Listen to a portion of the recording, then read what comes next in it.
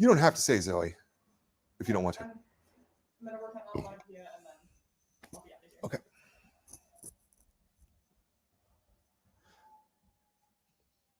Yeah, between me and Jordan, we can stop anybody who tries to come in.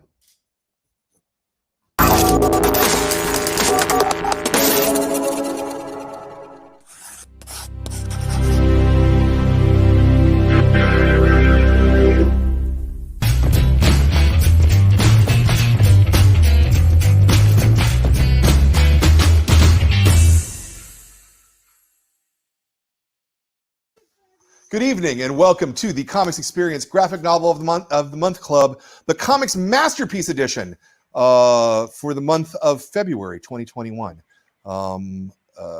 I am bringing you this book this month, and if you're watching the other Comic Masterpiece shows, you know we're talking about books like Swamp Thing and Preacher and Sandman, Understanding Comics, Kingdom Come, right? Like those are all huge, massive names in comics.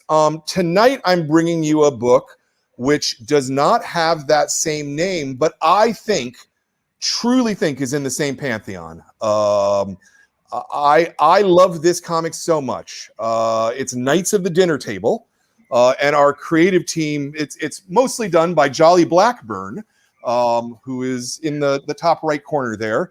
And this is the Knights of the Dinner Table development team around them, Brian Jelke, Barbara Blackburn, and David Kenzer. Welcome all to the show. Thank you.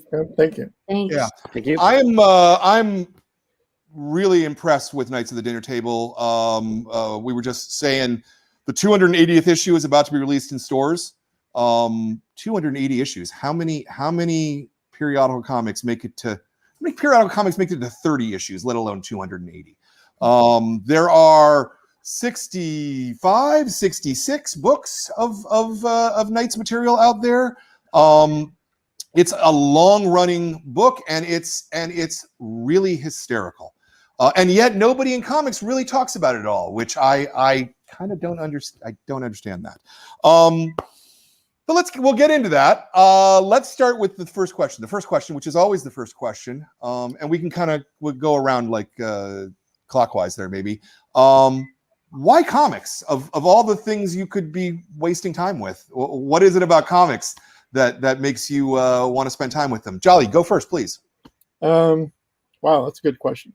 I think personally we kind of fell into it. I think we all got started in this business to make games, role-playing games. And personally, I was starting a game magazine, and the strip was in the back. Is something I kind of done as an afterthought, and it sort of took over everything else I was doing. So, yeah, very good.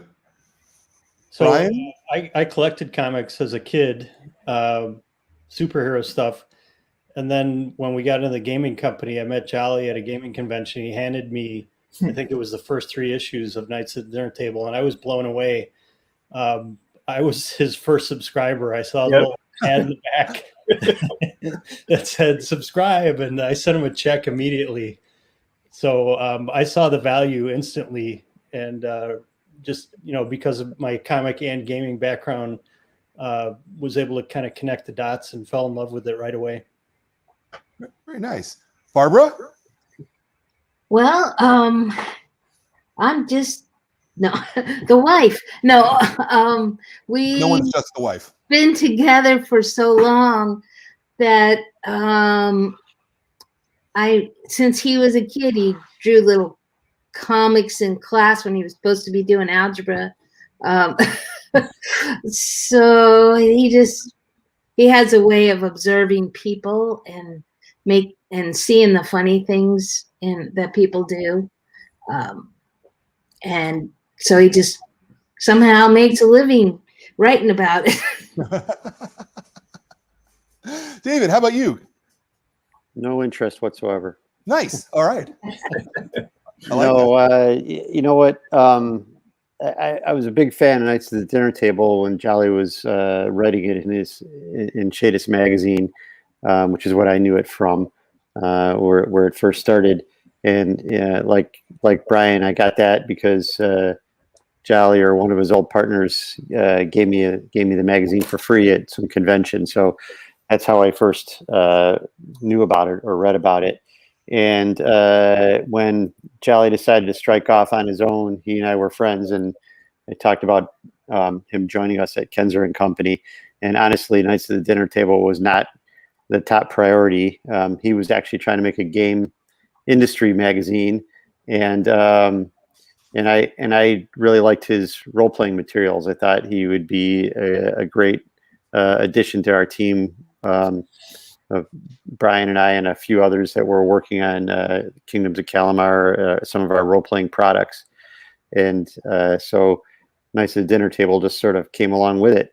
And he had actually he published the first 3 issues with his old partners, and he had the 4th one sort of in the can, ready to go when he joined us. And he was all proud because his dad had given him the money to print it, and it was already at the printer, and everything was going to be great, and we're going to get an extra few $1,000s out of print run of like 3,000, I think it was. Yeah, it was 3,000.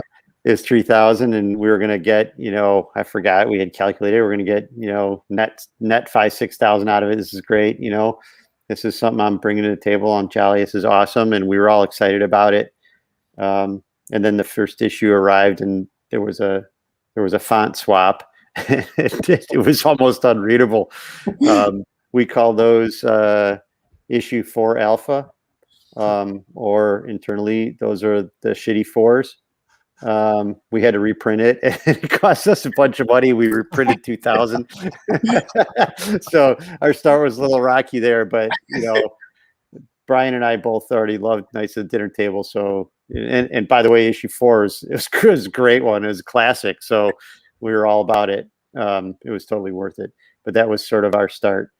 As far as comics, I mean, just like every other kid growing up in the 70s, I read comics, and I didn't even know people collected them, honestly, until as teenagers, Brian had some over at my house, and I drew all over him, and he got super pissed, like disproportionately. And I was like, "Why are you so mad?" He's like, "How would you like it if I took one of your painted miniatures and smashed it?" I'm like, "I spent hours painting that. Like, it's totally different. They're completely different." I had no idea. He was totally pissed. I drew mustaches on whatever Superman or whatever he was collecting.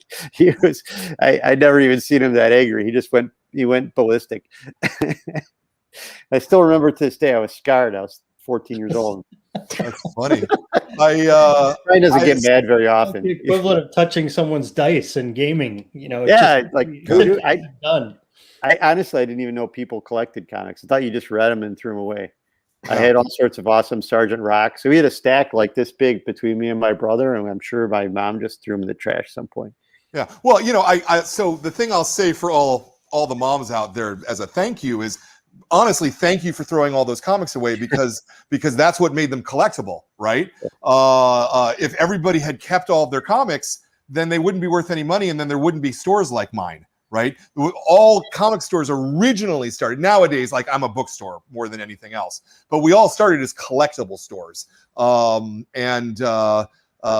without collectability, we wouldn't have that at all. Now, I'm assuming that one of you, probably Jolly, was a DC fan in the 60s. And the reason I think that is because of so many of the classic DC covers being kind of parodied on Knights of the Dinner Table covers. Is that assessment correct? I was a DC fan as a kid, but actually our cover artists, we kind of give them free reign on how they want to theme the covers. And I know the Frame Brothers, who are one of our cover artists we use a lot, they seem to be huge DC fans. So that's the reason they pop up so often. Yeah, aren't you doing some of the recreations though, like the Flash cover, the Stop? You must read this issue. That's not me. That's the Frame. Oh, it's not, okay. Sally's done. I have nowhere near that artistic ability. You've done like what, 5 covers, maybe? Yeah, maybe 5 or 6. Okay. Personally. Yeah, more than. I think it's more than 5. Probably added up over the years. We've done some back covers too. Yeah, I do. Jolly's great because when he does a cover, he always lets me know right away because it's free. He's Yeah.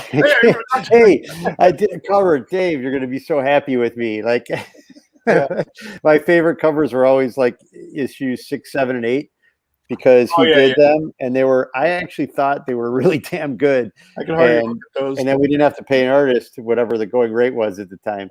So the bottom line. Yeah. But yeah, I am a huge DC fan. But I don't. That doesn't really influence. I don't tell the artist what to do. Basically, I just. Okay. All right. So you not even like any kind of art direction or anything of this was such a great cover. The only covers direction I've given, to my knowledge, is at all the benchmarks like at issue 225, 250, and 275. We have kind of a running joke about the knights chasing Cerebus. Yeah. Just because it's just kind of an inside joke that we're chasing his benchmark as far as how many issues he did. Yeah. And you're about to beat it too. I mean, this is you're not far away. You're 2 years away from beating it. Yeah, I think. Which it's just it's just a fun thing to chase. I don't know what the actual record is or goal is. Dave did 300. Dave did 300 issues, and that's what I've heard. I am not aware of any other person doing all of the work of the book. So Todd McFarlane is trying to claim that he's the longest running independent comic. Yeah. Which is, I mean, I suppose true. He's a hack. But Todd has not even written every one of those issues. Okay. And he certainly didn't draw all of them. Whereas you've been involved with every single issue of Knights from the beginning because it's your stuff. Right. Okay. Yeah. Yeah. So I'll go with that. Yeah. Once you hit 301, you I think legitimately can claim that throne. Right. Honestly, I would contact the Guinness people, and have it made official. Same writer and artist doing a book, 301 issues. That you would beat the record at that point. Okay. The next closest person would be Eric Larson on Savage Dragon, and I think he's in the 260s, something like that. Yeah. And he doesn't do it the book monthly anyway, so Okay. Oh, we're gonna have to go past 301. Then we got to put some distance in case that guy. Oh yeah. Yeah, We need to know how old he is and kind of what his health is like, so we can figure out how long we got to make it. Yeah. Our plan is to have one of the characters have a heart attack and die in the issue 301, and we're just going to end it right there. I'm just kidding. No. So one of the things that I think that I find the most impressive about the book, not just its longevity, right, but that almost every piece of entertainment is about conflict. And it's almost always about external conflict, right? And in Knights, the stories are all about internal conflict between the characters. Yeah? Well, we did try to introduce some storylines with gaming competitions among different gamer groups when they go to conventions, or I think there was even a long-running arc where they were doing kind of a tournament style competition with Heart 8 Enterprises, the fictitious right. Yeah. in Muncie. So most of it is kind of player versus game master, or player versus player. But we did try to introduce the sort of gaming gang concept into it. Sure. I just, as I say, it's a refreshing read because most of the conflicts are intra-personal rather than, a monster has come to town and we must beat that monster, right? The monster, we are the monster, I guess. Right, I got you. Sounds like Walking Dead. Exactly. I'm pretty sure those guys copied us. That's a great idea these guys have. Yeah. Well, I interviewed Kirkman a couple months ago, and he said that. No, okay. That would have been great, though. I was at the San Diego Comic-Con once. This reminds me of a story, I guess. And Kevin Smith was walking around, and I was all geeking out.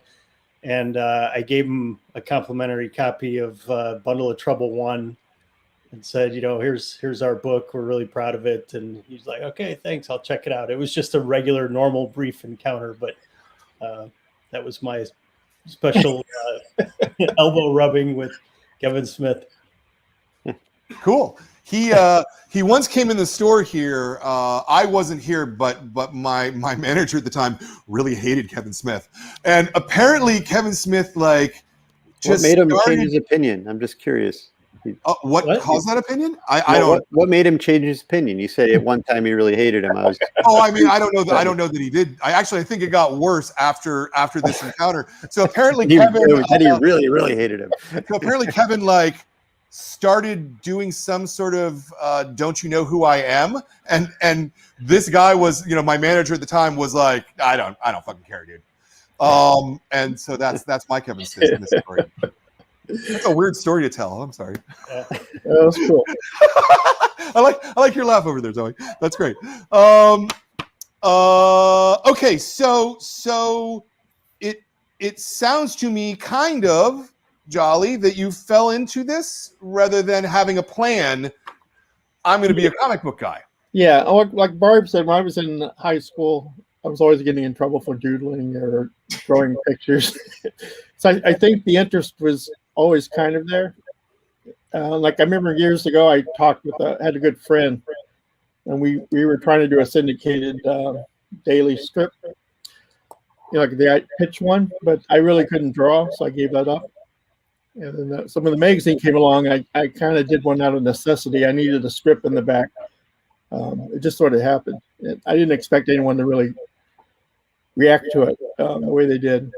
It's sort of a hybrid too. I mean, we've always called it a gaming magazine because there's so much extra material in there besides the strips. And Barb writes a lot of that and edits a lot of the stuff we get from freelancers. But that's been a large part of the success, the crossover between gaming material for the gaming community and then the comic strips for, comic book guys. Yeah. Yeah, we're kind of a strange ground in between. We're not really fully in the comic universe, and mostly have a foot in the gaming industry. So, yeah, but I mean, I would certainly consider you a strong comic book. There's 30 pages of comics material every month. Is that about right? Yeah, it averages 22 to 28. It just depends on how the strips are falling that month. Yeah. Yeah, you're often producing more comic pages than an issue of Batman is, because those are 20 pages, just 20 pages. That's it. But to be fair, I do recycle a lot of art. Totally fair. Totally fair. So you said you wanted to be a game designer. And you told us about how you started the strip. So how did you make that jump from doing, because those shaded strips were just one pagers, right, from going to that to doing a longer form story? Like, what was the impetus? Okay, glad you asked that. Longer form story. When I was doing the comic before I joined with Kinzer, they were pretty much 4 or 5 pages of a punchline. 4 or 5 pages with a punchline. There was some continuity. Like events in one strip might affect another strip. But the beauty of when the Kinzer guys came on board was when we'd sit around and joke and talk about the strips, and they kind of changed dramatically. They became more of not soap opera, but they're continuing stories of character development. I remember once Dave was reading a strip I wrote with Sarah, the female character, and he was like, "Why does she always just say, 'Oh my God'?" Or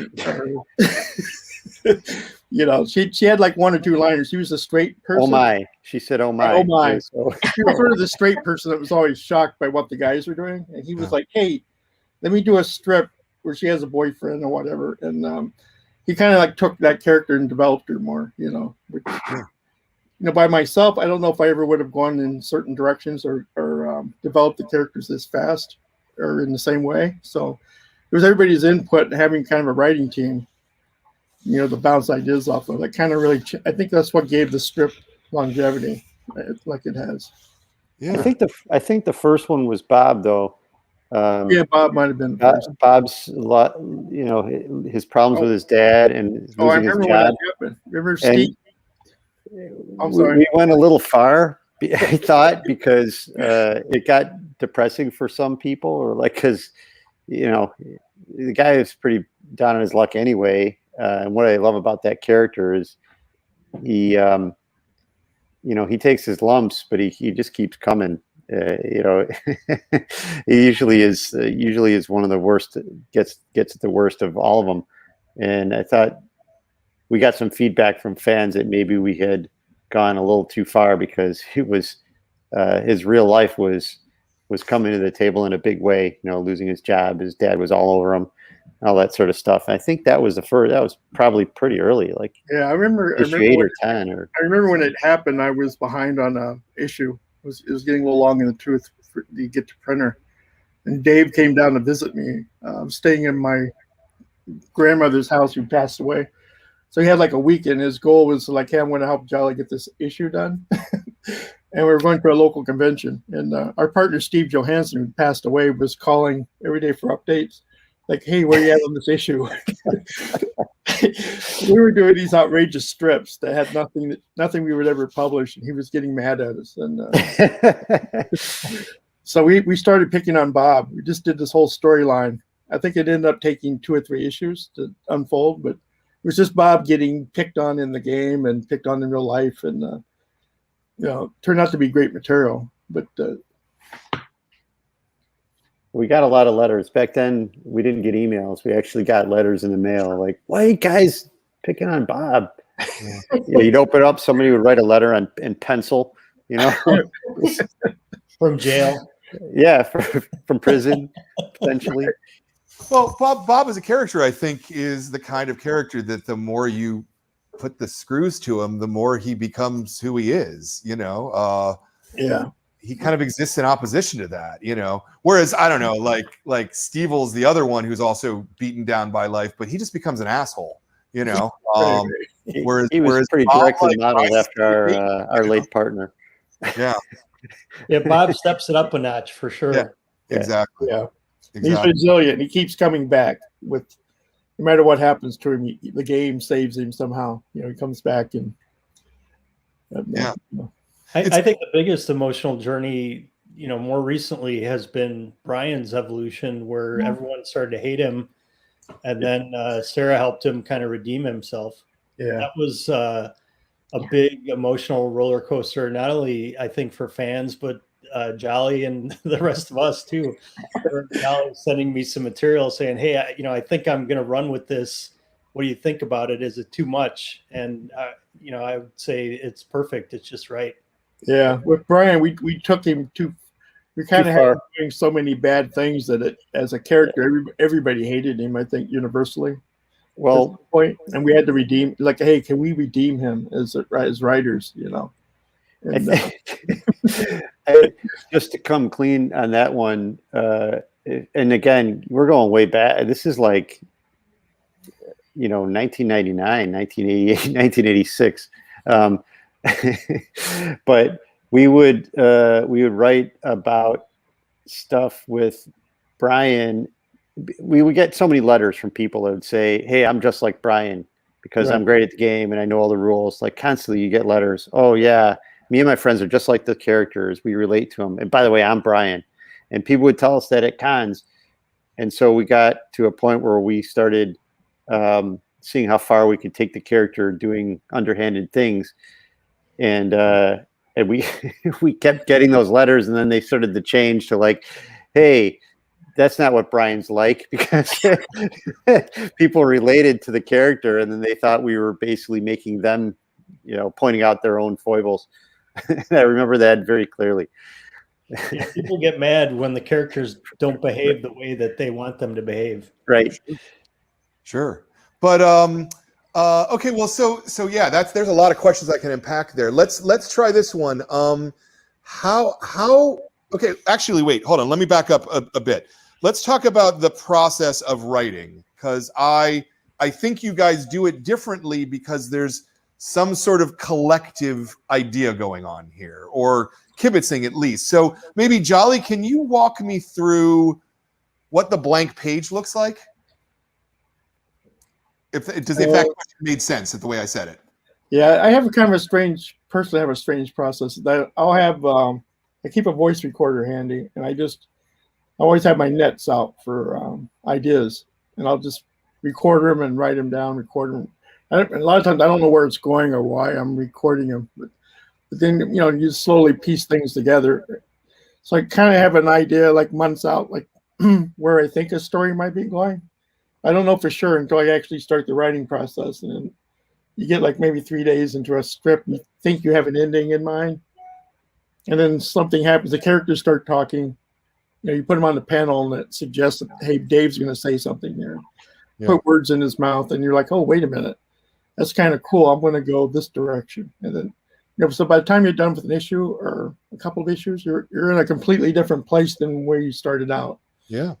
So that's kind of my process. It's kind of organic. I kind of have the freedom to let the story lead me along rather than I think you put them in situations and then say, okay, given their character, what would they say? Right. I've seen you start a blank thought bubble or a text bubble with Bob and just you write, what are you looking at? Yeah, exactly. I've started a lot of strips that way of just a panel of the characters, and someone will say something, and what would this guy say, and what would she say in response? Yeah. And that might not even make it into the comic, but it's Yeah. that you started. Yeah. So a lot of the time, are you saying that your ideas are more sort of incidents based, maybe, rather than plot based? Is that a? It's a little of both. I have long-term story arcs in place. Okay. Like I know things I want to accomplish long-term. Like maybe Brian redeems himself, and then eventually things will happen down the road. I kind of have key events that'll happen. I try to work to get to those events, but in between, something might happen that takes that arc in a different direction. It might take me 3 or 4 issues longer to get back to the original point that I had planned. Or Sure. maybe I abandon that plot point at some point because it's no longer relevant. Which There was something like that. They were playing Space Hack, I think, and they had a holodeck. right, Oh, right. That because BA wanted to play Space Hack and they wanted to play Hackmaster. So once I realized they had a holodeck, I said, "Oh my God, Jolly, they can play Hackmaster in the holodeck," and that just totally changed things. We were at Their we game were master. we were at a small con called Pentacon, and we were struggling with that strip. I remember we were talking at the booth. Yeah. I remember that. Yeah. So so you have an idea in mind, and how do you actually approach the blank page, though? I mean, when you've got nothing in front of you, you've got an idea. Do you start sketching? Do you start just writing a script? Like, are you visual based, I guess is my question, or based? When I'm working, I have a program that has a cork board with index cards. Mm-hmm. I put all my ideas on there and plot points, and a lot of them get deleted during. I guess what I'm saying is I go through a phase where it's just gathering ideas and brainstorming, spitballing things, and maybe the sticky notes on the wall, and then eventually I settle down. Like, okay, I've got to get something on the paper, and I go through and I block out all the dialogue without any art, just putting dialogue in the panels on what I think is going to happen. And if I get to an ending point and I feel confident that, okay, I've got something here, then I go back in and the real work starts. It's putting in panels and then tightening up the art, adding jokes, maybe a character that wasn't talking originally in that panel suddenly gets a little line that ends up being pretty funny. And I got a funny story about that, about Jolly's method. So he used to famously deliver his final product to our late partner Steve Johansson for production, and Steve would take the cork files and he'd get them all ready for press and send them to the printer. And Steve would always be really upset because he didn't consider what Jolly delivered to be a final work product. And for example, he used to bitch about stuff all the time, and he was complaining to me about it, how much extra effort he had to put in, and blah blah blah. And then his example was he leaves all these every few pages there'd be another text bubble with a bunch of stuff in there that was just like orphaned off to the side, and you can't go to press this way, blah blah blah. And I was like, why don't you just take those and make a strip out of them? And he was like, oh, hey, good idea. And then he was taking Jolly's old stuff and then using them to make black hand strips.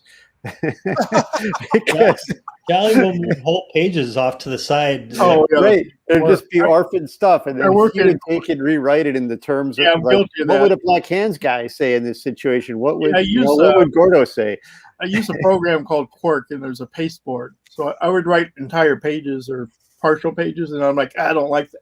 I would just, drag them to the side so they're not on the layout page, but they're on the, the pasteboard. Yeah, so Steve would go through and salvage those. Like, hey, that's good stuff, or take that and run with it and stuff like that.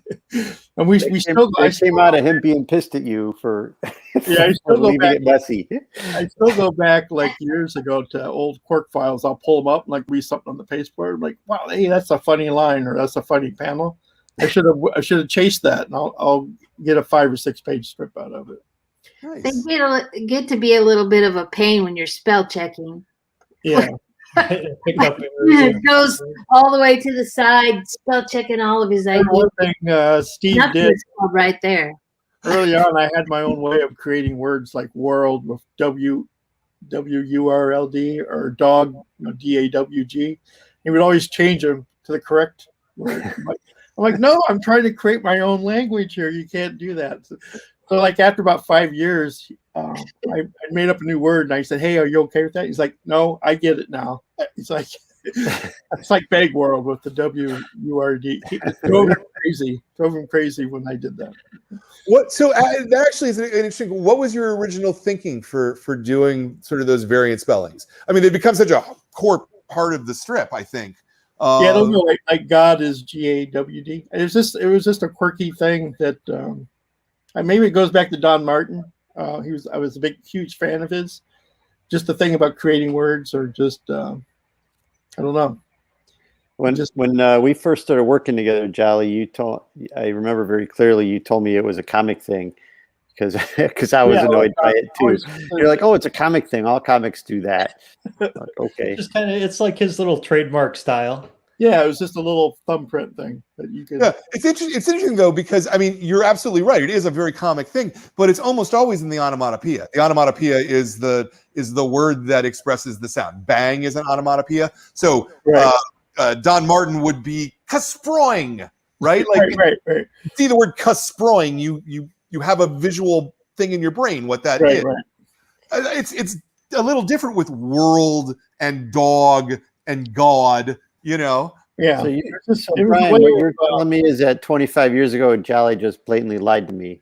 No, it wasn't really a comic thing. It was a way of making it. It's a comic thing. Yeah, it was my way of making it my own. Like if you see Bag World and it's W, and you know what that is. It's like, hey, that's KODT, whatever. That guy that can't spell. Like, what's So, It reminds me, though, one of my favorite things we've ever done in the comic, and I think this was Dave's idea, was the dramatic pause, where right. somebody would have a really heavy line, and then the next panel would just be all the characters with no dialogue looking. right. That was true, but the original one was Dragon Magazine. There was a strip where one of the BA had a panel. It was just BA looking at the reader, and the dialogue dropped off by mistake. It was an accident. Yeah. Yeah, and I was reading the letter. I was a huge Dragon Magazine fan. I was reading the letters page after. I was real upset. First of all, the line. It was a funny line. Whatever he had, it was gone. And then I was reading the letters page in Dragon a couple months later, and they were like, "Oh, BA." The expression on BA's face when they did that, it was like he was speechless. It was like a light bulb went off. I'm like, "Oh." But then later, Dave did. There was a particular strip that, Dave like, hey, just don't have him say anything in this panel. It was Brian's girlfriend's strip. Right. And dramatic. Everyone was like, "Oh, poor Brian! I can't believe because they just found out Brian had a fake girlfriend. He had a fake wedding. He even sent out invitations to his wedding, and they were saying, "Oh man!" And then there was a blank. There was a pause, and then the punchline's Dave saying, "I can't believe he didn't invite me to his damn wedding." That was a classic. Still cracks me up. The magic is you don't have to write anything for those blank panels. It's just, oh, this is free. This is Yeah, like best part. no effort. Third of a page. Yeah. So Back okay. then was a third. So you're building an issue in Quirk. Um, um, uh, where's the editorial process here? Are David and Brian, are they looking at it? Is Barbara's at least proof editing it? It sounds like. The way it used to work before we had a role playing line and a lot of other stuff to do was we would all be involved in passing strips back and forth and editing. And hey, here's a cool line for Dave, which I always enjoyed. I'd like to get back to that at some point. We kind of got busy and off track, but the last couple of years it'll be I write a strip, then I read them out loud to Barb, usually at the end of each workday. Like, hey, can you listen to a script? And, something about the process of reading it out loud helps the grading process. Like, oh, he should say this here, or that's not working. We should do this. So Barb's been a big help in that process. It's almost like she's a co-writer because I'll be reading something to her, and so it's like, don't you think Sarah should say this, or But the reading it out loud has been really important on that final process before I tighten things up. Well, that's cool. Do you do voices? Yeah. My own voice. Which I hear everybody does that reads fairy tale. They read them to someone else. They have their own little voices for them. Yeah. Wow. I'm not going to ask you to do it, but I really wonder how your voices differ from the one in my head. Because at this point, I feel like after 279 that I've read issues, I feel like I can hear the characters' voices very clearly in my head, and I'm sure yours is completely different. Yeah, they probably are. I know one thing I do when I'm writing, I put a lot of 4-letter words in, real word, real. Word. Just to punk, just to tell myself, hey, Bob's really pissed off here, and he's, this is what he would really say in real life, and then I have to tone him down before they go to blast. Yeah. So it's kind of funny if someone's reading them when they're in that stage, it catches them off guard. Like, whoa, like Bob's language, like what the heck? My fear is that one of those will slip through and go to press. Right. Yeah. Wait till you see what issue 300 is like. All swears. Personal question. For years and years, there was a process of passing strips back and forth, and I might have the kernel of the idea and do the bulk of the layout and the panel work, but there was these, especially Steve, when we used to work in the office, I would write a strip, and it would be like a 6-page strip about Weird Pete dressed as Batman, and Steve was Clark Kent, and I would show it to him, and he'd read it, and he's like, He's just, he would never find anything funny, and he's like, Steve should say this in this panel. And I'd add that, like, holy crap, that whole strip just changed, because then he gave me an idea. Then the next strip would be totally different because of that, just that one line suggestion he made. So sometimes contribution can be really important, even if it's really small. Yeah. I think that's so cool. Honestly, well, let me ask you this, Barbara. Since you're his #1 editor and sounding board here, are there characters that you consistently feel like he's underdeveloping, or situations, or is it kind of just general kibitzing around the board? I've never thought that he was shortchanging anybody, because he usually consciously tries to saying, oh, well, I haven't given this character anything to do for a while.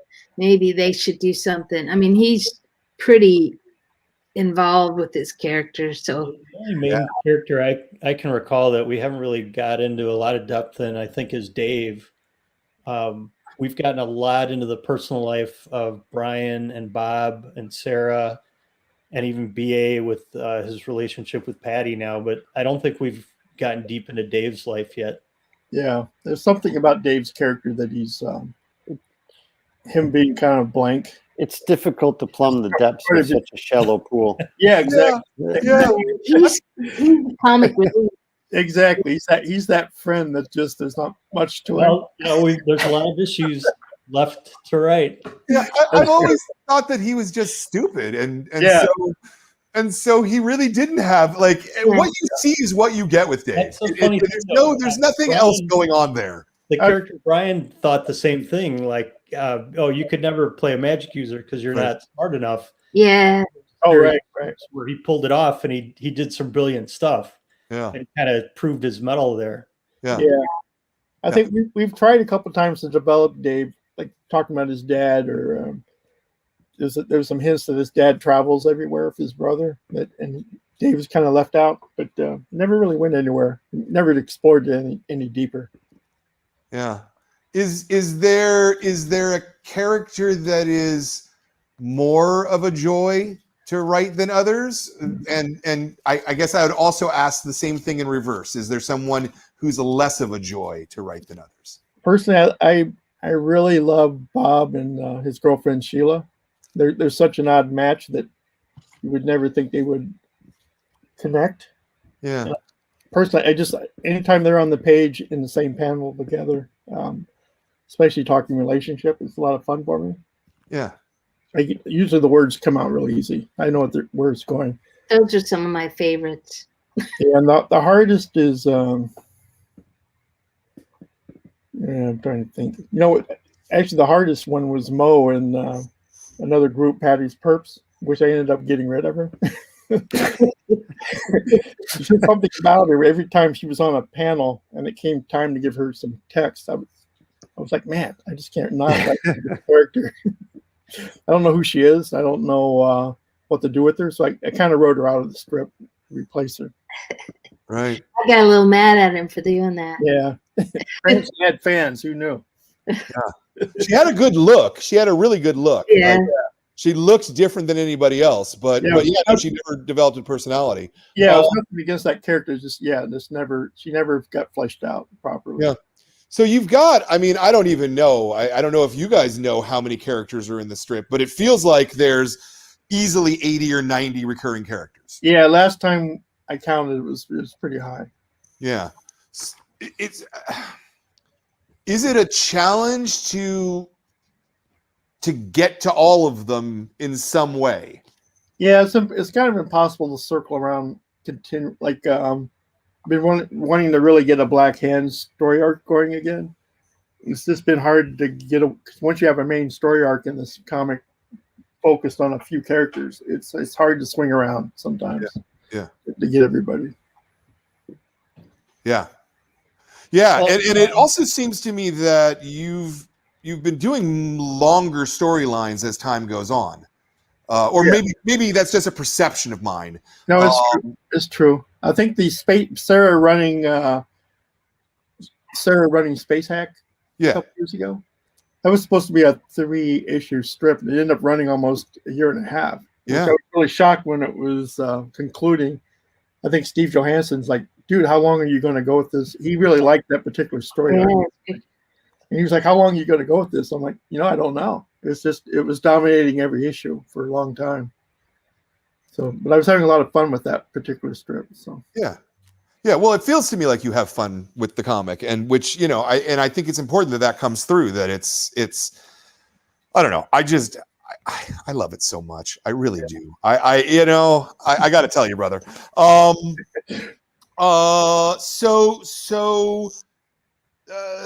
Let's maybe talk about art. Now, you clearly you're doing a lot more new art for every issue now. yes, There was a point where it seemed like it was almost all clip art. well, early on, like from the conception to I would say to about 2000. Yeah. It was pretty much the same panels with the heads flipping, changing facial expressions, maybe. Yeah. And then giving them hands as needed. But at some point, I think I wasn't getting burned out. It was just I had a lot of storylines that involved them getting away from the table and doing things. Right. I was kind of forced to, okay, I got to change what I'm doing. And so I think it slowly started evolving after 2000. You want to talk about Dave's shoulder? Yeah. If you look at the early KDT strips, Dave has a dent in one shoulder. Yeah. It's just why I drew him originally. So I always would scan that, copy it, flip it, And I knew early on from doing a strip every month, if you change one thing in a panel, you've ruined every other panel because you can never use those panels again because it's different. So we were in the office and Brian was like, hey, I'm going to do a strip myself and I'm going to lay it out. I'm like, okay, here's the art. And for some reason, he's like, I'm going to fix Dave's shoulder.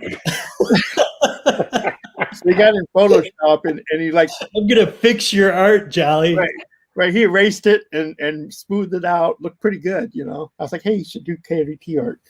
And he gave it back to me. I was like, dude, what are you doing? Now if I run this, every strip has to have that shoulder fixed now because you've ruined it.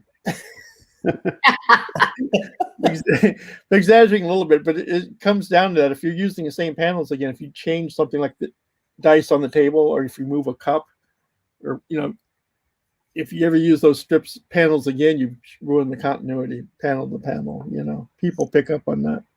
Yeah, and so it was mostly panel based then, rather than you having individual files of the characters and then positioning them individually in the panel. Is that right? Yeah. Every it's kind of like storyboarding. I mean, I would have a panel of all 5 nights. Originally, I would like just move the panel around and quirk and zoom in, zoom out, maybe focus on Dave and Sarah in this panel. And it's really the same panels of different facial expressions. That's how it was early on. That was just a necessity because I couldn't draw. It was the writing was more of the focus than the art itself. Sure, but it's still comics, so it's all. Yeah. At one point, I remember I got a letter from a reader. It was probably around 2000. He's like, hey, you've been doing this for like, 10 years? He's like, dude, like BA was rolling dice in the last issue, and then he's just sitting there and it says rolling, rolling, rolling over his head. He's not doing anything. He's like, come on, think how good you could be if you actually made an effort. He kind of shamed me into doing hands after that.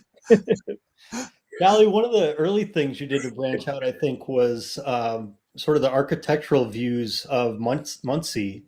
Yeah. What did you start to use to develop those? That was around 2000. It's a program called SketchUp, which I was really early adopter before it was everyone kind of knew what it was. So kind of like a Hollywood storefront set, just the front of the buildings. So I started using that just for placeholders, like establishing what a shot is or where a location is. So that was a huge change. Yeah. How much new art are you generating for each individual issue, would you say, at this point? It's kind of hard to say offhand because I have like layered Photoshop. All the panels are layered, like maybe 50 layers. Yeah. So I'm starting out with an established panel with all the characters at the table. And I can turn off Bob, turn on Dave, flip the heads. So that might be considered a new panel if I do a lot of changes. Yeah. But I'm still starting with my basic building blocks. You know what I'm saying? Yeah. So is your I don't know, base layer? I'm not an artist, so I'm probably not using the terms right. But it's like your base layer is just sort of the table. Yeah, I have I have like key Photoshop images that are Photoshop layers like this, the table, then the chairs. Yeah. Each character are different characters. Like I could turn off Bob and replace him with Nitro, for example. Yeah. Stuff like that. So. Yeah. Oh, I see. Like in terms of like where someone else sits in at the table, you're just reusing the same thing. You're just right. All the key elements are unique layers, like the cup on the table, the dice, and I'm just turning them on and off, and then changing them just enough to get to match the text. Yeah. A 50 layer. That's interesting. Wow. That's interesting. I would not have guessed that necessarily. Well, then again, I'm looking at Bag Wars and I'm not looking at the current issue, so that's probably part of it as well. Yeah, I was doing that when I did the Beg. I relayed out the all the art for Beg World using that process. So there's a color version on the PDF. Uh-huh. You can probably see a little bit more. Okay. Yeah. Yeah. I've only ever seen the print version. I'm a Okay. print guy. Sorry. There is a viewer question, and before we put this up, let me say to anybody who's watching this, please ask a question. We'll get it asked for you. We're very happy to do that because I can listen to myself talk a lot. Our question is from Terry Big Rig. I would love to hear about the evolution of Crutch. Oh wow. He's got to be one of the biggest favorites outside the main cast, and I will second that as well. Yeah. Yeah, big surprise. I think Crutch originally was just a side character sitting at a bar. He was not meant to be a regular in any shape or form. He was just there to bounce a line off of. And for some reason, I don't know the evolution of it, but we decided to use him again in a strip maybe a year later.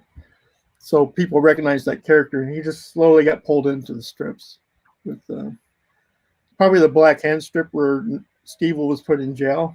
Yeah. He ended up running, I think he ended up running a game in jail with Crutch. Yeah. That's probably where we saw like, hey, this guy has potential. We could use him as a regular. Yeah. Do you do you know a lot of bikers? Do you hang out at biker bars? Well, back because you don't look like it is all I'm saying. Back in '95, I used to go to this bar called the Locker Bar in my hometown, and I'd take my laptop and work on strips between games of shuffleboard, and everybody else in that bar there were bikers and bounty hunters. Pretty rough crowd. Brian knows a little bit about them, and I remember telling my brother, he's like, it was at Christmas. My brother was like, "Hey, I heard you were hanging out at the Locker Bar." I'm like, "Yeah, I am." He's like, "What's wrong with you? The police won't even go there." He was really upset, like afraid for me that I was hanging out there. So a lot of the Crutch stuff and Hogwallers was based on that bar. People I had met, they ended up being, they were really nice guys under the surface. They just were criminals. Sure. So we got a lot of inspiration from that bar in particular. So Yeah. Brian's lucky to be alive today after this. No doubt. We talked a little bit about the characters and how they sort of write themselves in a way at a point. Let me ask you, is it difficult to write, say, a character like Brian, who is probably smarter than both of us? Yeah,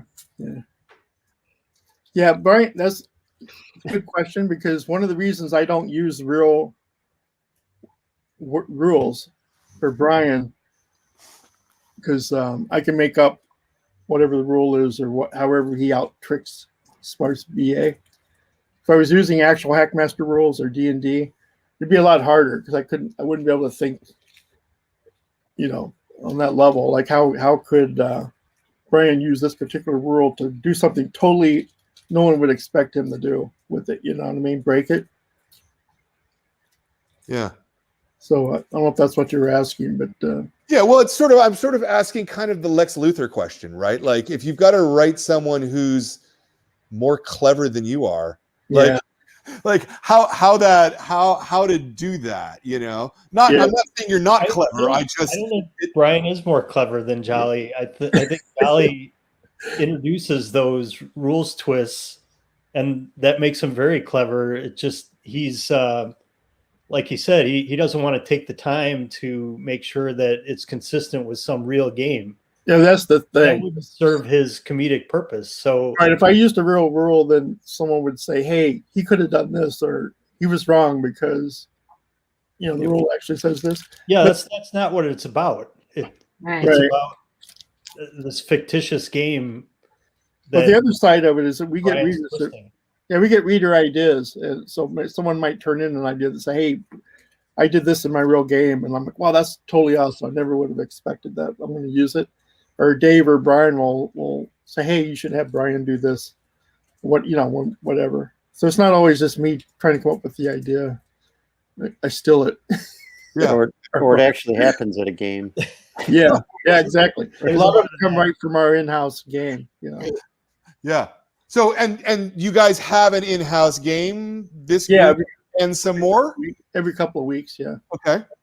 And you're playing Hackmaster, I'm assuming. yeah, Of course. of course. Okay. Okay. So walk me through kind of the timeline here, because as I remember, it's been many years, obviously. As I remember, Hackmaster didn't actually exist as a rule system for quite 2001. some time, right? Right.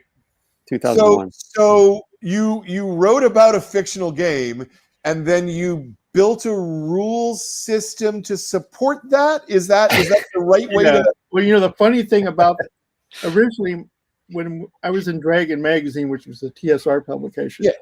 I used to put Dung and Dragons on the GM screen. It was on there for a long time. And then one day the editor called me and he's like, "Hey, what are you doing?" I'm like, "What are you talking about?" He's like, "It says Dung and Dragons on." He said the higher ups are really upset. I'm like, "Dude, it's always been there ever since it was in Shadis." He's like, "You got to take it off of there." So, I was thinking, man, what am I going to do now? So I came up with Hackmaster because Dave had that sword, Hackmaster +12. Yeah. There was no relation before that. So Hackmaster was actually born because of that incident, the name. And then after that, I thought, well, they're playing the game Hackmaster instead of D&D because I don't want to have any problems. So when Dave came on board and Kinzer, there was a lot of demand. People kept asking for Hackmaster when we're going to see it. And he was like, let's not do it now. that'll be on the tree someday, whatever. I remember I was really upset. I wanted to do it like right away. And he turned out to be. We had someone that brought it, that said, "Hey, I want to write it." Yeah, And we're before I came on board, I actually hired a freelancer to write it for me. And never and, did it. Luckily, he never delivered. Right. So Okay, and I mean, this is something I know even less about, and I'll be the worst interview about this. How do you design a game system? That seems like a really fucking complicated thing to do to me. Well, the original rules of Hackmaster that we came out with, in many ways, were based on first and second edition of Dungeons and Dragons. We had a license from Hasbro. the actual answer is you join up with 3 engineers. Yeah, I think Dave and I and Steve are all engineers. But we had this license, and as Jolly wrote, I think in the forward to one of those games, we felt like we were standing on the shoulders of giants, and just making our contribution to something that had already been built up before us. Yeah. We've written other games though, so there's. I don't think I've ever stopped to think about how you make a game. I mean, Aces and Eights we made from whole cloth. Same with the new edition of Hackmaster and many other games we've made in the past. It's a pretty fascinating question. Yeah. Well, I mean, you have to be childlike in a way. Kids make up games all the time, Sure. right? Yeah, what he said. They just say, "What if?" and you build on that. Yeah, I just I'm not 100% sure that this is right, but it seems to me that a role-playing system is inherently different than say a war game, right? Because a war game is dealing with a specific set of incidents and it's inside of lines, whereas a role-playing game can eventually become anything. So the underlying systems need to be more robust. Does that make any sense? No, I don't think so. I think the underlying systems are the same. Okay. And I think a role-playing game plays towards our strengths of just never stopping building. Like Jolly actually told me a story when he was in college. He used to play squad leader, I think it was, and then they made up little names for all of their chits and kept. Am I right, Jolly? And then they kept using the same guys. That's kind of almost like inventing a role-playing game. Role-playing games will start with the way I start.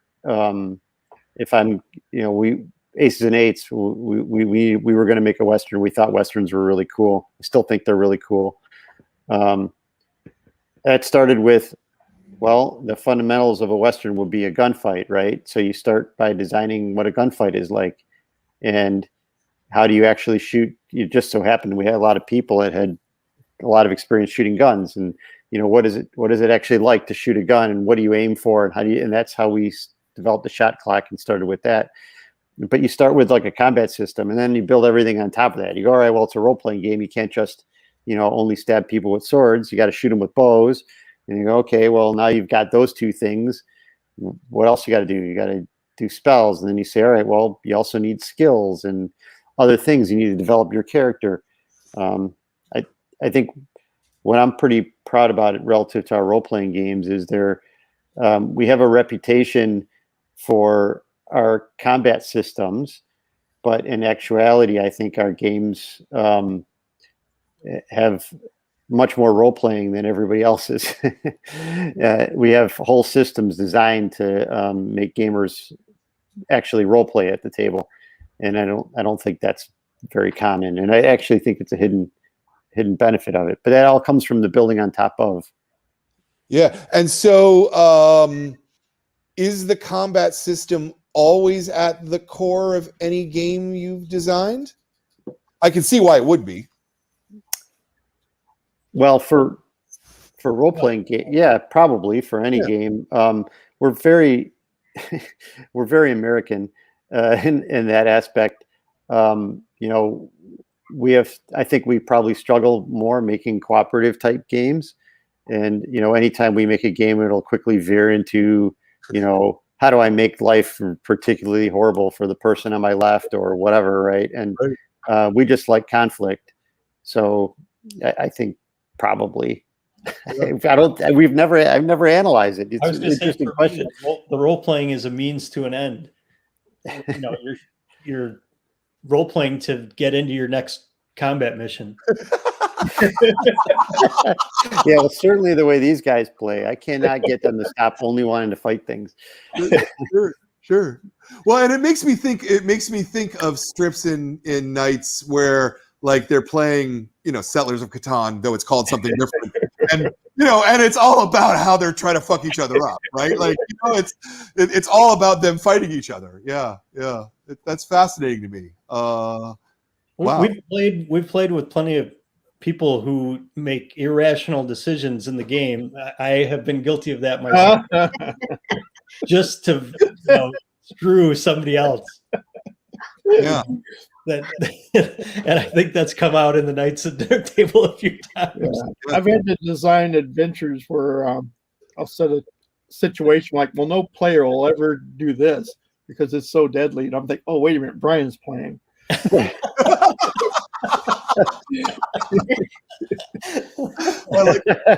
like that. So half of the monthly magazine is gaming material. Right. It sounds like, Barbara, that's mostly your job to shepherd that and put that together. What's that like, putting together 30 pages of gaming material every month? That sounds like a huge challenge to me. I think it's a lot of fun, really. Yeah. I try to write the denizens and the trap and the magic items myself just to save money. And because it's fun. And I send out art assignments to the frames. And then I have the regular columnists, and they're really great. And when I make the art assignments, I'll just say, hey, I need your column in, and then Quark makes it easy to lay out. The hardest part is doing the denizens and doing the statistics. They're the character statistics to make sure they're right. He would have told me, when anything was right. How can he have, this many hit points? And you know what I mean? I had to really make sure they were right. That Are you takes a long so, time. so are you doing a lot of play testing with these ideas, or are you just doing them on the spur? Oh, I come up with a character idea for denizens. Like the last two I did for this coming issue were based on two characters I saw in the Scottish sitcoms. What was that called, Dolly? Still game. Still Game. And they were just so funny. I just decided to make a similar couple of friends. I guess got inspired by that. And then I had to make the stats fit them. Yeah, Barb can write personality types, I think, really easily, but then to make it a playable Hackmaster character, she's got to create gaming statistics for it and try to laugh at her because she rolls the dice for each. Yeah, I roll them up because I don't want. Well, it was started out because I didn't want Steve to complain. Yeah, Steve would jump on it. How can this guy have rope use when you blah blah blah? Yeah. So I had to go through all the rules. And so it takes me so long. I just go through all the rules. Wait a minute. Okay, well, we get this skill, and I got to find out all the skills they can have. It's that's the part that takes a while. Yeah. The other stuff is pretty easy. And then I write the 1-2 punches. That takes a long time because I start out with something and then Jolly will fix them. She puts down kernels of an idea, and then I'm like, oh, that's pretty cool and all. But it helps me. Which is how we used to work some of the early strips. Someone would have an idea, and then you could take it and run with it, and throw it back at them. Yeah, I love the fact that you're writing the 1-2 punches, because those for people who aren't reading the magazine. So there's continuity that's multi-page storylines, and that the end of every issue is 1-2 punches, which is literally single panel gags. Right. I just started doing them how long? I don't know. That's been a couple of years. Yeah. That's Long. Something that's a lot of single page gags to come up with and not be stupid. And they're not. That's the thing. Dolly makes them better. No, I threw that on her plate because I was so tired of trying to come up with ideas. And it just helps if someone else has done that first step. It's kind of fun, but it really hurts my brain. and I'm just I'm always like, once he gets done doing his thing with them, after I do my part, then I give it to him and he goes through it, and then I get it back to final edit, and then first thing I do is look at the 1-2 punches to see if he kept anything that I wrote, and then he does, I go, yes. And part of that process is interesting. Is I kind of do the first pass in the back half to block out I call them my parts. Yes, yeah.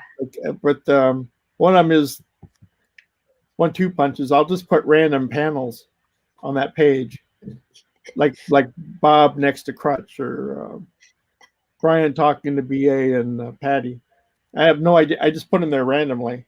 Think, okay, this will spark something for Barb. Then she just takes those panels and what are they saying? Put a few words there, and then, like I said, she'll bump it back to me, and then he looks mad. I'm like, why is he mad?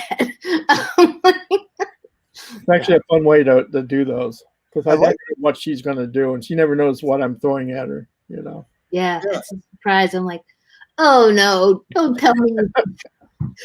Like you had Crutch at the at Hogwallers, with the GMs, the other GMs. That one today. That one I thought came out pretty good. Did you like that one? Yeah. Okay. I haven't. I like my touches better than I did. So very broadly, Jolly changes things for what I think is just the sake of changing them sometimes. The towel strip is a classic example of that. Yeah. That's a really old one. And I don't even remember now if it started out as 3 green towels or 5 green towels. There's 3 green towels. It was 3. And clearly 5 is way funnier. So Jolly changed it. In my defense, when sometimes I go back and re-lay out old strips in a modern format, and expand on it. And I rewrite I'm just as hard on myself. I'm like, I'm changing that because I can't. I still think 3 was funnier. No, I agree with Still, Charlie. still a sore spot. Like 20 years later, it's still a sore spot. Get over it. Towels. So let me ask broadly, because there's so many moving parts to the magazine. How many different issues might you have in production at one time, if you know what I mean, right? Like, or are you racing your deadline all the time? Racing my deadline Okay. all the time. It's every month is like you lose hit points. It's like oh my god, I'm not gonna never get this done. I mean, Actually, that's not entirely true, well, Charlie. for me personally, I'm in total panic. Like, how am I going to finish this issue? Like right now, I have like 6 pages to do, and I'm We like, have a healer that we send over. but cures. But every no, month is Jolly. go ahead. So what he'll do is he'll work on an issue, but he'll pull a bunch of stuff periodically. So when he goes to start the next one, he'll tell me all the time, hey, I got 8 pages already done. I know I'm 6 weeks late with this issue. It's supposed to be out January 1st. It's now March 17th. And I have to get cataract surgery. So it won't be till July till we make our first issue this year. But the good news is not only did I get this issue done, but I already have the next 2 issues almost totally done. So he'll pull out a bunch of half-done strips and then be able to come back to those. And so I'd say he's pretty much correct that he does 1 issue at a time, but he does have pieces that he builds off of for the next issue. He calls it the back burner. Yeah, that's right. He calls it the back burner. Yeah, I got 6 pages in the hopper and 4 in the back burner. No, that's totally true. I have a document called the KT Factory, which is nothing but story ideas going, years forward, which potentially I could go to. But but as far as iteration and layout and getting final copy, that's always a stress point for me because probably wired that way. Just I worry too much about each issue. That's okay. If that's not a bad thing to do, and it makes it look good, I think. Oh, Barbara, is the same true with the gaming part of it, or are you a little more ahead? Or I'm not that much more ahead. No. Okay. And I also write the Brian's picks out in the back where I have to review stuff, and I get a little panicky about if I don't have enough product to review, then I kind of I'm buying stuff off of Amazon to review it. I mean, but let's use this as an opportunity. If there's any game companies out there, I got a lot now. Stuff. Yeah, we have a lot now, but I think game publishers have basically stopped sending out review product like years ago. I think Brian's Picks is probably the oldest running non-strip part of the book. I think it was the part. I remember once we changed the Brian's Pick from one side of the page to the other, and people complained. Like, hey, it's always on the right-hand side. Why did you move it? Seriously. I was like, wow, this is people. And when you do those kind of review columns, I mean, again, because I'm totally curious, are you just reading the rules, or are you actually play testing it? Or no, I don't play test. But I look through the rules. Yeah. Because they're only like a paragraph. It's a little of both. I mean, once in a while, I'll send one in for a game that I played with my family or something that I liked. Yeah. So I'll send one to Barb every now and then. We have a longer review column called Critical Hits, which goes into nuts and bolts. Like, here's how it plays and what the reviewer thought of it. And those are clearly a separate thing. Yeah. We don't do as many of those because I'd love to play them all if I had time, but I understood. I don't. But I just look at them, and most of them I think they're great. Was there, so the gaming component wasn't an original feature of the comic magazine? I don't remember what issue or so did it come in. Oh, early, like 14. Was it that early? Yeah. Was Issue it? 14. Well, it depends if you count Brian's picks. Right. But the actual gaming material, I believe issue 14 was the first one. And Yeah. it's No, only but- top of mind because I didn't have an issue 14 and Brian just gave me one like 2 months ago. Yeah, I remember Literally just brought one to my house because I said I didn't have a 14 and he had one. I'm like, yeah, my stepson went through all my issues and I was missing 14. And I think it's because it had the gaming material. I probably took it out and used it as a reference. Right, Yeah, right. It had a bunch of Calamar stuff in it. There's a 24-page or 32-page comic. We expanded like to 128 or something like that for a long time. Yeah. I don't know why. In my head, I feel like the 50-50 split of games and comics material is not new. Not at all. It was early, very early. Wow. Okay. Wow. I don't know why I think that. It's you know what it is really. It's that I read the comics part and I only kind of glance at the games part because I don't game. I'm a comics guy, so I look at Knights as a comic book first and foremost, more than anything else. Right. And it's interesting that it exists in that weird space because I'm fairly certain there have to be people who are the other way around, that they only look at it for the gaming material, right? Probably or both. Yeah. Yeah. Probably not that many. I would. think there's a reason the comics are first. And, Well, the gaming material, I think there's a lot of people who like both, but there probably are a lot more that prefer the comics and don't spend so much time with the gaming material, but not in reverse. I think the kind of the brilliance of it is, I don't know, I go back to being a kid and playing AD&D and reading Dragon magazine. I would come in. I was a subscriber, come in the mailbox every month, and I'd get home from school and I'd be like, awesome, Dragon magazine's here, and I open it up and the first thing I do is turn to the back and read Phineas Fingers and Wormy. Yeah. I mean, and so all we did was we put the comics in the front. Yeah.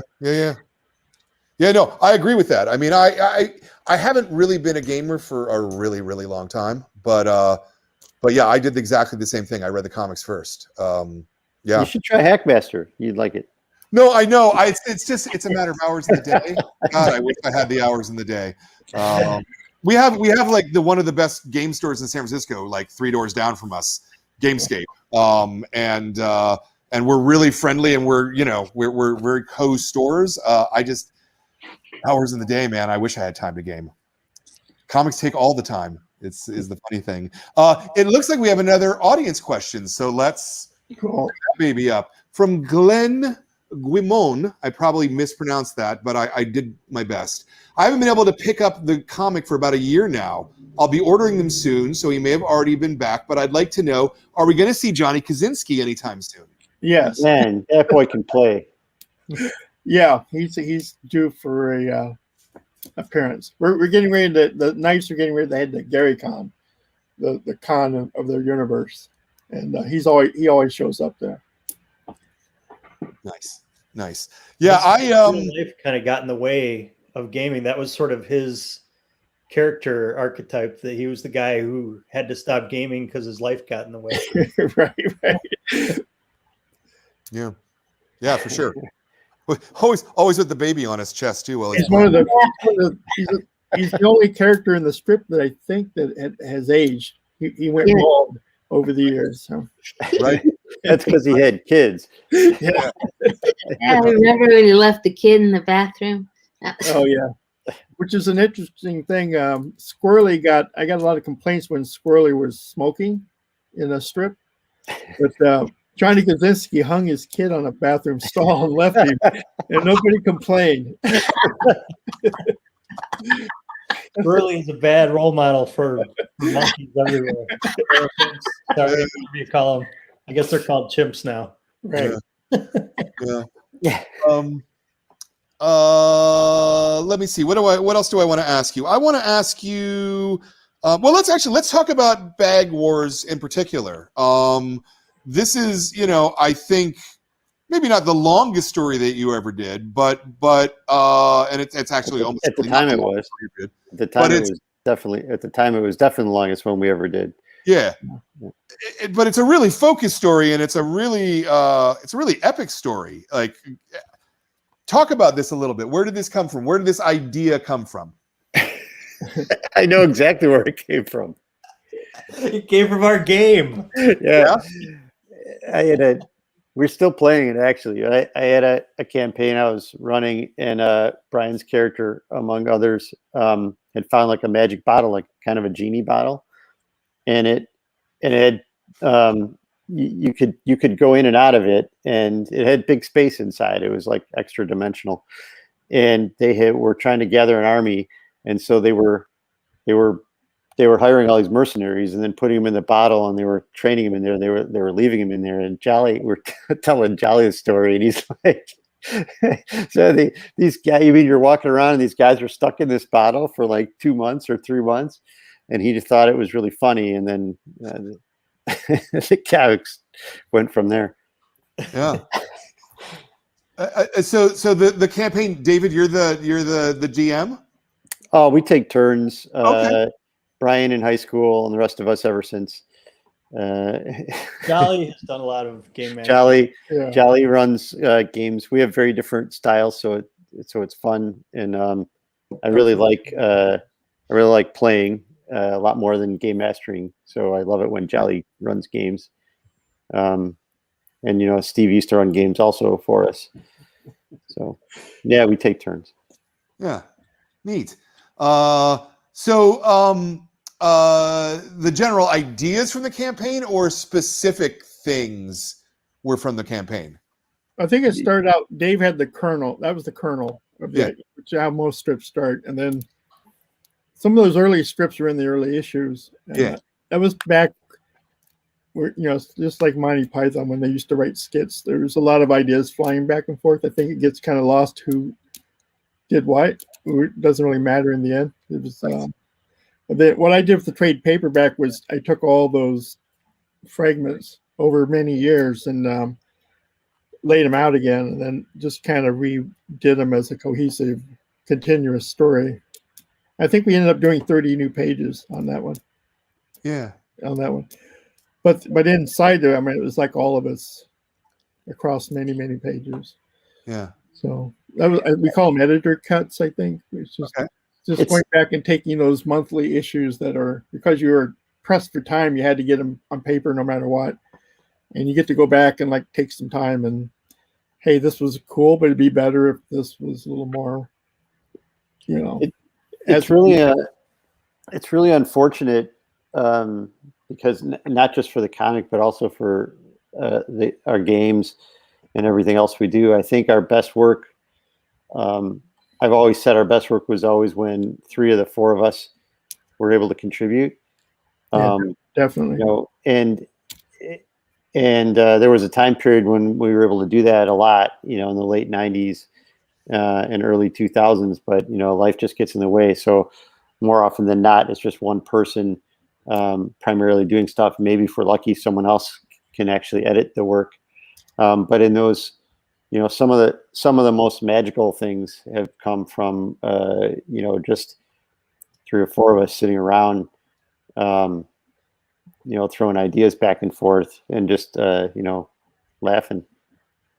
Yeah, if you get really good core ideas and input, it makes everything else easier. You can just take that and build on it, We can be in the middle of a game and we'll pause and say, Jolly, are you getting this? Yeah, right. Right.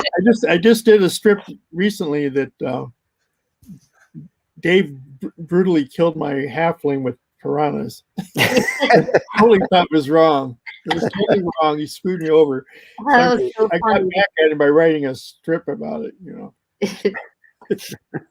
That's interesting though. They lost so many characters trying to cross that river. It was crazy. I guess I wonder, like, does this make the gaming sessions better knowing that it could be on tape, or does it put up like some sort of distance? No, we're just playing for ourselves for sure. Okay.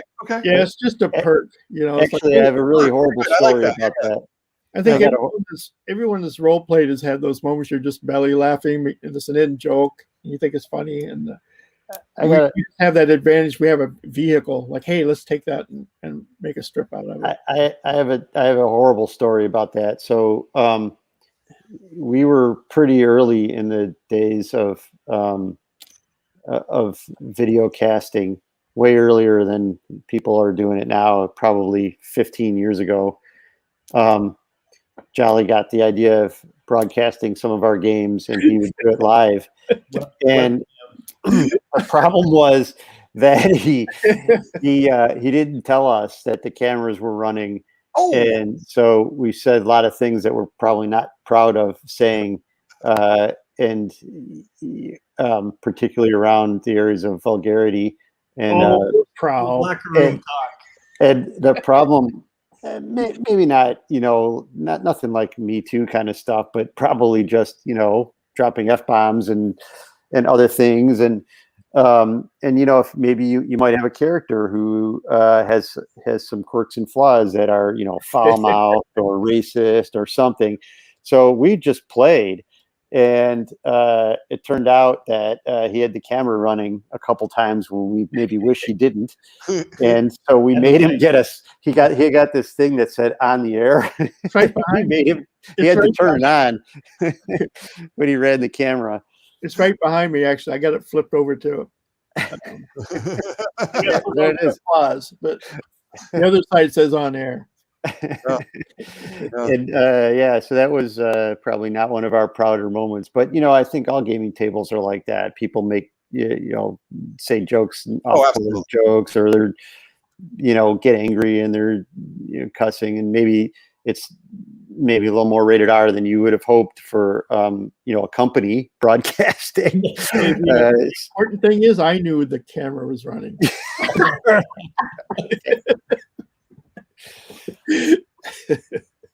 Yeah. So maybe let's talk a tiny bit about the business of Knights. I wonder how much is the comic in and of itself profitable in and of itself versus sort of the whole Hackmaster piece of it. So the first rule about the business of Knights is you don't talk about the business of Knights. I'm just kidding.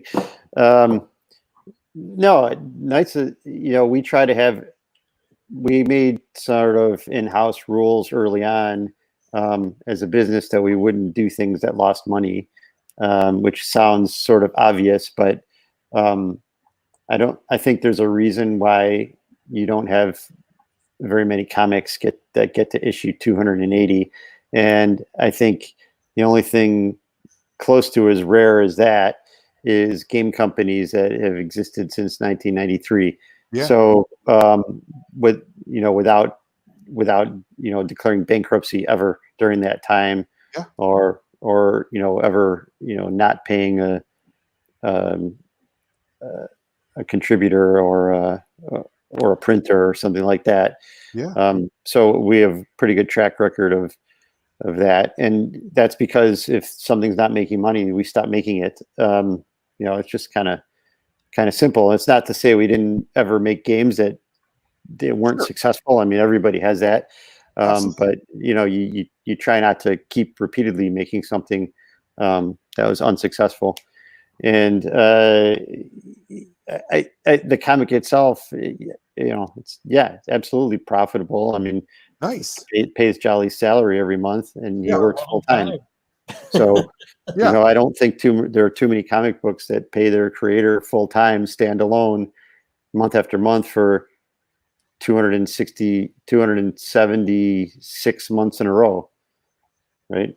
Yeah, never missed a check or whatever. So. No, that's not true, because sometimes I'll get a call and he'll be like, "Hey, there was no deposit," and I'll be like, "Oh, I forgot to do the payroll in QuickBooks." And so yes, he does miss paychecks, but it's not because we're not solvent. I'll tell you what's happened. So I totally understand that one, David. Yeah. When the pandemic started, I remember I was really worried. I thought, "Oh man, this is terrible." And it was like all of a sudden PDF sales just started going up and up and up, and it's like people were isolated and like, hey, I need something to read. And there was 30 years worth of, Knights of the Dinner Table to draw down.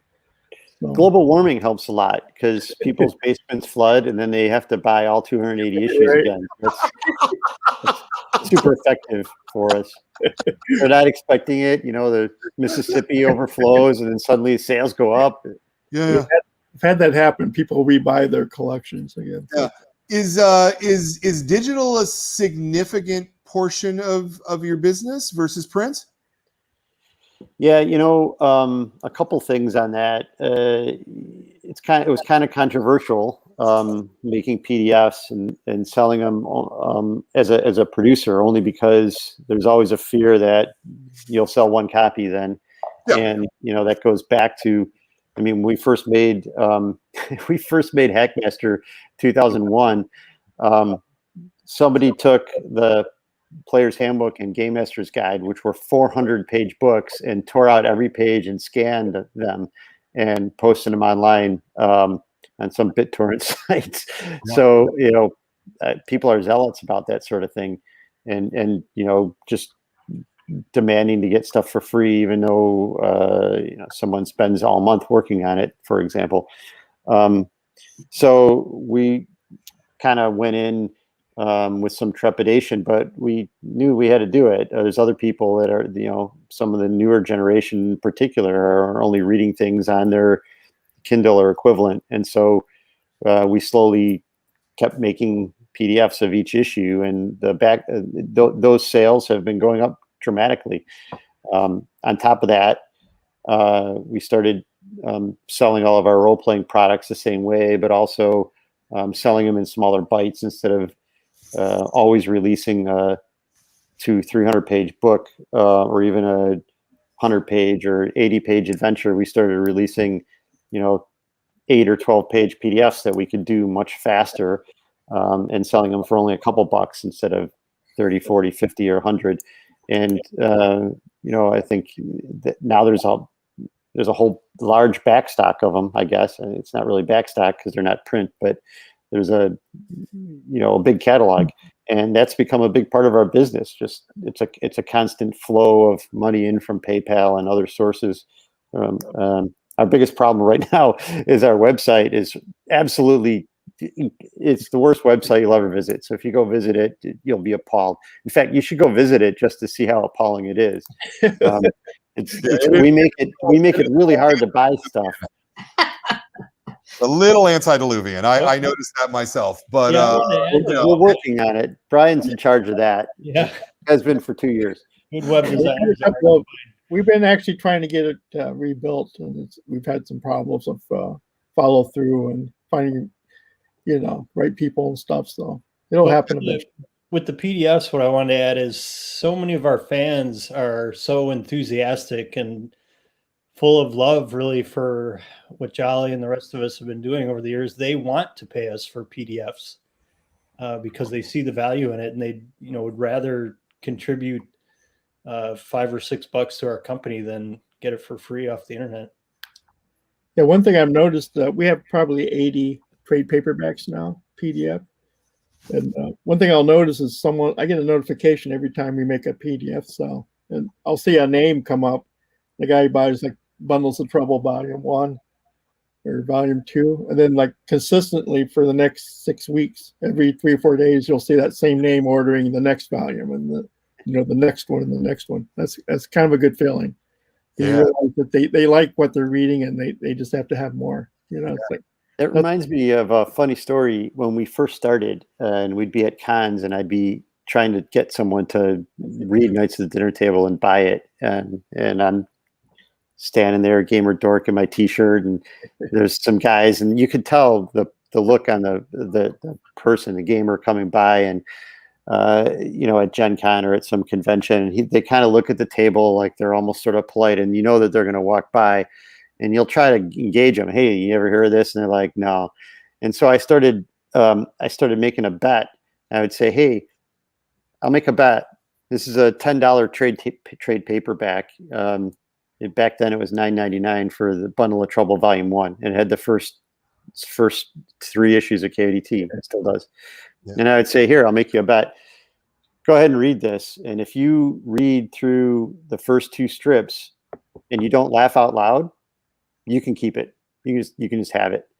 And what would happen is they would start reading and then they would smile, but they were trying to keep a straight face, but then they would forget, they'd get absorbed. And by the second one, I'll just tell you, I never gave it away, but I sold like probably 150 copies doing it that, because then they would be like, oh, okay, you win. And then they would buy it because they did like it. Yeah. So this is an interesting question. With COVID, you're not able to go out and do shows. You're not able to do the things which I would assume are kind of one of the backbones of your company, right? Is Right. live play testing, hand-to-hand selling, that part of it. That I'm correct in that assumption, yeah? It was definitely the funnest, the interaction with fans. I think Every time we get to don't do that, people assume you're out of business. Yeah. Yeah. And so have you found ways to work around that? No. No. No, it's just interacting online. Well, yeah, we have a Facebook page and Knights at the Dinner Table group on Facebook, and we have our own forum on our webpage. So Yeah, I think it helps that we have a monthly product going out. That probably helps a lot. That it keeps us on people's minds. And Do you have any sense of what your split is between comic shops and game stores? no, I don't. It's well, it's hard to say. Diamond is by far our biggest distribution customer, but And we that sell includes Alliance, I'm assuming. right. Alliance, But- yeah. No, Alliance Nowhere also close to has that. Nowhere close to orders their own. Okay. It's hard to say. It's hard to say because they've got that incestuous mix right now. So that makes it really hard to say. We sell a lot direct. We have a lot of subscribers. Yeah. And in fact, Jolly was just complaining that people resubscribe for like 3 years and they still have 2 years left on their subscription. And he's like, now I got to make KODT for like 9 more years. So, Does that direct subscriber pay a larger part of your bills than the wholesale part? it's really hard to say. I haven't run the numbers. We could have invited Carl. He's our partner too. He's our CPA, and he I'm probably could always answer that. curious about this stuff. I don't really mean to push that hard. I'm because you've lasted for 280 issues, you're doing something differently than other people. And so I think what we do different is we do everything. So we're in game stores, we're in comic stores, we sell direct, we sell at conventions. Yeah. We do everything, but also it's a comic about gamers. So it's a crossover appeal. So I'd love to say that we sat down and designed this. Jolly kind of made it up one day, and the business model was just common sense going forward. We fell into the business model the same way he fell into the comic. Yeah, but you've made it work is my point. That's actually my point, is that you've made the business model work, whereas many other people have tried and not made it work. And so from that, I'm just like, you guys are kind of collectively fantastic for coming up with 200. You must have, I don't know if you've counted, but you've got to have 6,000 to 9,000 pages of comics, somewhere in that range at this point, right? Issues Jolly gets the vast majority of the credit for that, and he's and unfortunately we leave him on an island way too often, and both literally and figuratively, because he's like on a little island when he works in his backyard, and he's got like a separate house that Barb kicks him out into. Yeah, but the backside of that is it's a shed, actually. Backside, I have people taking a lot of weight off my. It's really nice to be able to focus on the creative, which is probably a little selfish, but there's a lot of other. Like Dave does a ton of stuff for the company. He doesn't draw pay; it's just a labor of love. And my check's always there. I embezzle a lot. The finances are squared away. But what was I going to say? Oh, what I was going to say is long term. He's always been the guy that said, "Hey, we have to cut a signature from the issue." I'm like, "What? We can't go down to 64 pages, whatever." But he's always been that guy that made the hard decisions. Like, "Hey, this is what we have to do to stay profitable and keep Yeah. things running." You're going to have to do your own cover for the next issue or two. Yeah, I'm a much more of a gamer. I would have just run it in the ground. Like, no, I'm going to keep it at 128 pages and charge $3 because that's what my readers want. So. But, Brian, thank you for. Sorry, go ahead, Barb. I've always said, and I remarked a lot, that I am so glad that Jolly met Dave and Brian and them, because they have been the best people to work with because they know so much about. Yeah, that's important, because I have no doubt that it would have ended a long time ago if it had just been a one-man business or. They're so ethical and just great friends that. Thank you. I don't know. I was so impressed when Dave was negotiating. When I saw him negotiate with someone, that he's just so good at it. He's like an artist. And I think we mentioned one of our partners passed away last fall. Yeah. And that was a big blow. But we think of him all the time. Like Barbara's just saying today, he came up. She's like, "Man, I miss him." And we fought like cats and dogs all the time. But it's it's just that's how brothers, are. Yeah. It's just, yeah. Everybody loves each other. And I think, to me, that has a lot to do with the business model. Yeah. And what makes it work. And we love our fans, we love them so much. And they know it, We become great friends with a lot of them too. Yeah, exactly. Yeah, most of my close people I consider friends, my inner circle, I met them all through the comic or through the business one way or another over the years. So, it just catches up on you. One day you sit down and think like, "Hey, I never would have met this guy if I hadn't been for the comic or whatever." Yeah, that's fantastic. No, I mean, it's one of the things I love about comics is how we're all family and we're trying to make it better.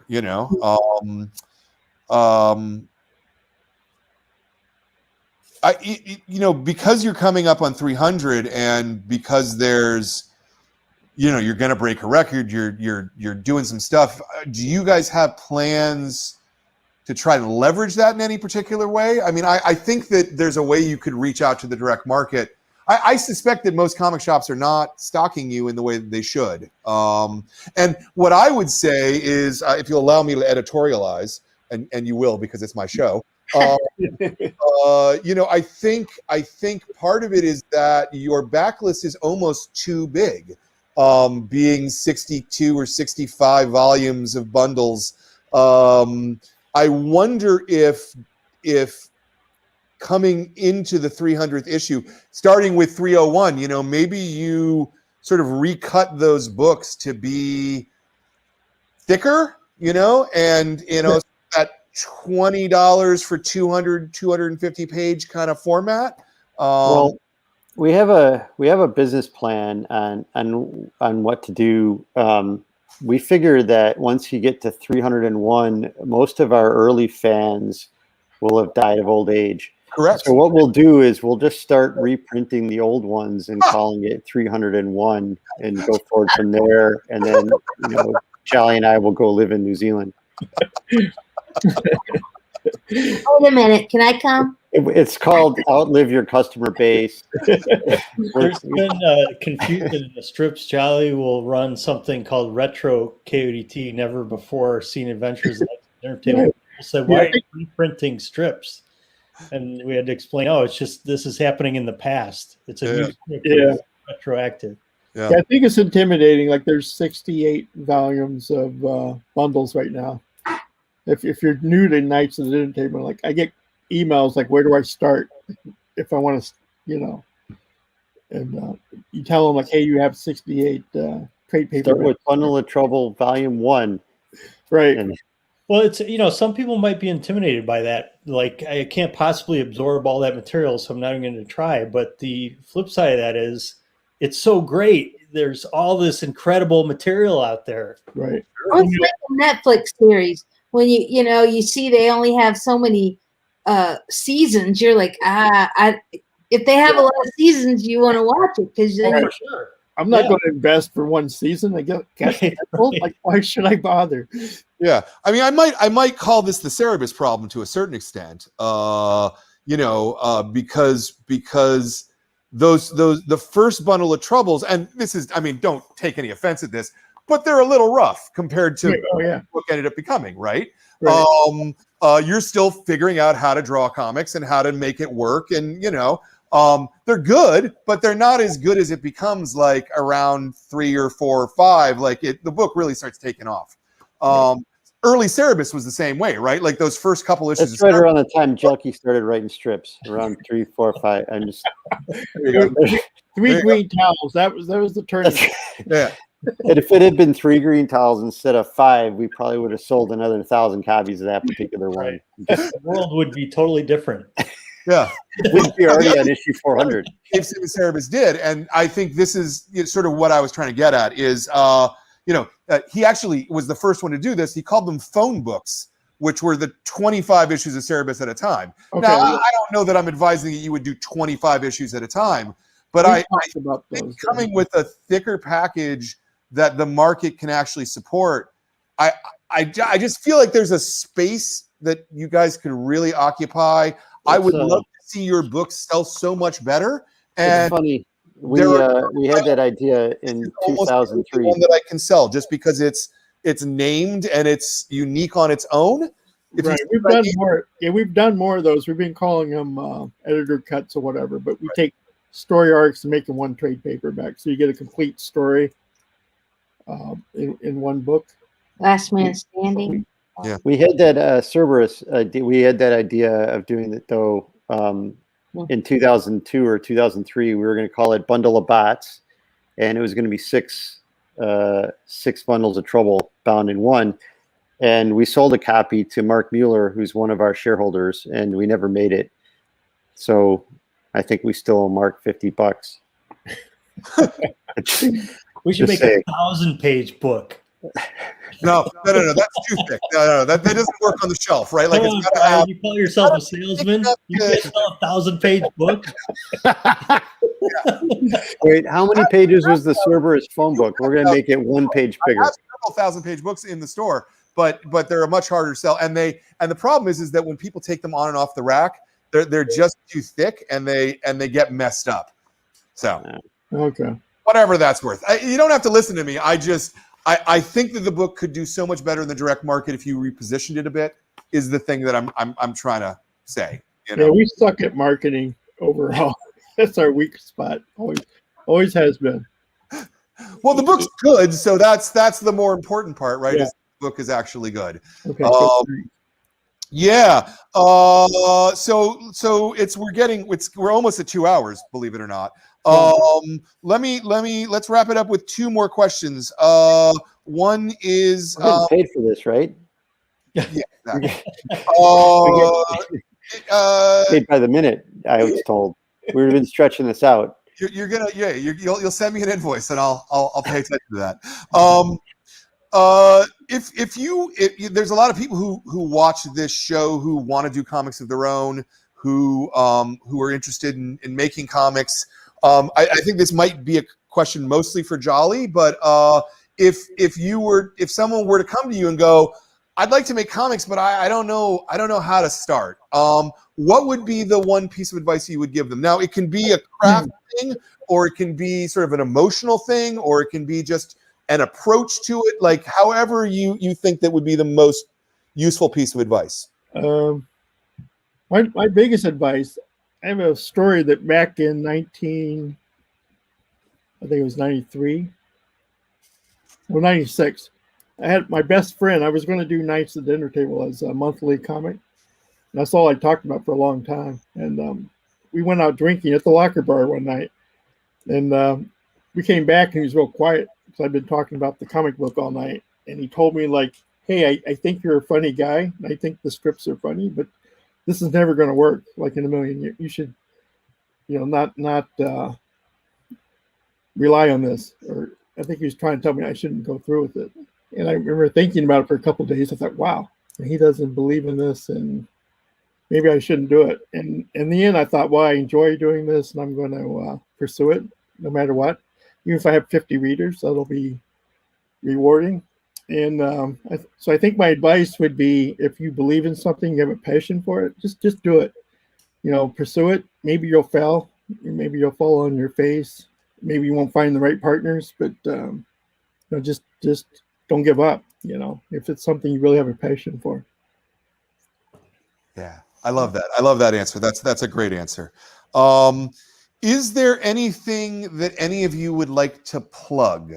Because we've got people watching. So is there an upcoming product? Is there a particular thing that exists that you'd like to plug? Something new that's got going on? You can go around the table any way you guys want to do it. Well, if you're interested in Hackmaster in any shape or form, you can download the basic rules, which will take you to level 5.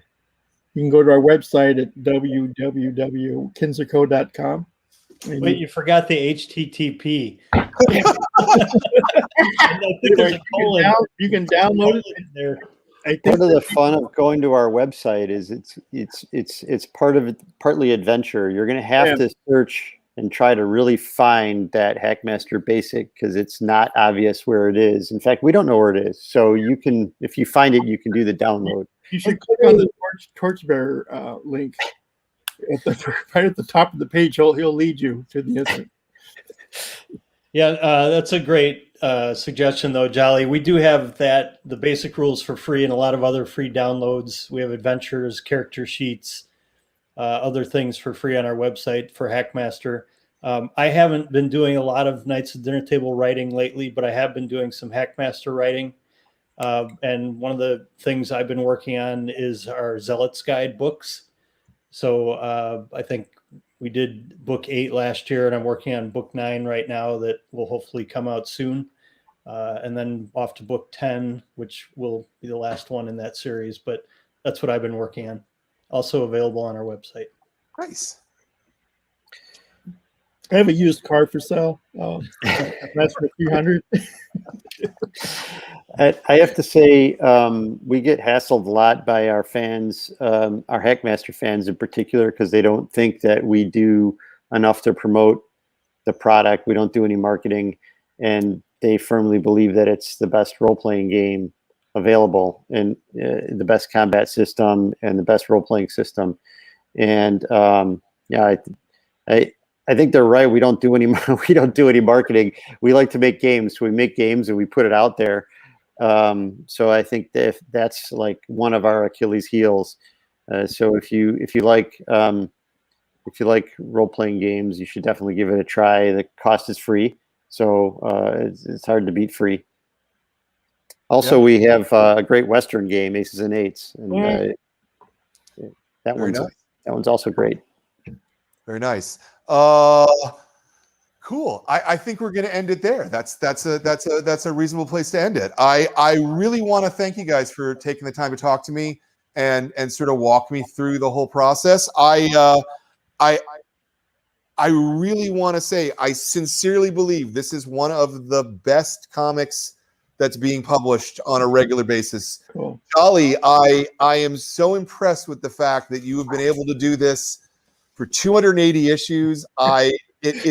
It's the only comic that I consistently am excited to read every month, because I know that the quality is going to be consistent, right? Like, I like Batman, I like Spider-Man, but I don't like every issue of Batman, right? But I like every issue of Knights of the Dinner Table, which is kind of crazy to say, just how consistent and how long my relationship with you as a reader has been. So you are great, man. You really are. And I wish more people in comics recognize that.